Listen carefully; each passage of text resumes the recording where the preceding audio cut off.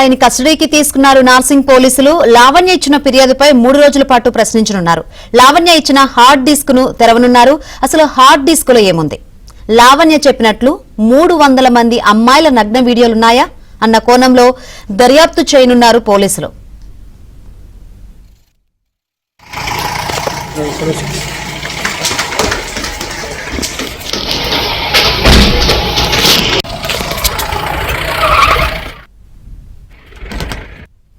Right, Lavanya ఫిర్యాదు ఇచ్చిన మేరకు మస్తన్ సాయిని కస్టడీకి తీసుకున్నారు నార్సింగ్ పోలీసులు.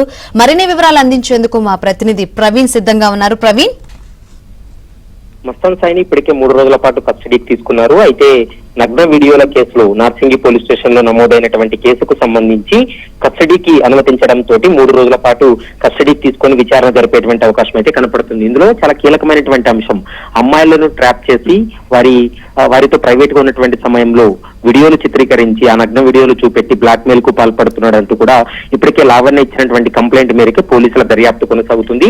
మరోవైపు సైబర్ నేరాలు, లైంగిక దోపిడీ, బ్లాక్ మెయిలింగ్ వంటి దురాఘాతాల కేసుకు సంబంధించి ఈ మస్తన్ సాయిని పూర్తి స్థాయి విచారణ జరిపేటువంటి అవకాశం అయితే కనపడుతుంది. ఇప్పటికే ఈ వ్యవహారానికి సంబంధించి కొన్ని ఆడియోలు సైతం బయటకు రావడం జరిగింది, మరికొన్ని వీడియోలు కూడా ఇప్పుడు బయటపడ్డాయి. కాబట్టి మొత్తం మస్తాన్ సాయి రికార్డ్ చేసినటువంటి వీడియోలన్నిటి కూడా తన హార్డ్ డిస్క్ లు దాచిపెట్టాడు. హార్డ్ డిస్క్ సంబంధించి ఇప్పటికే పోలీసులు సీజ్ చేయడం జరిగింది.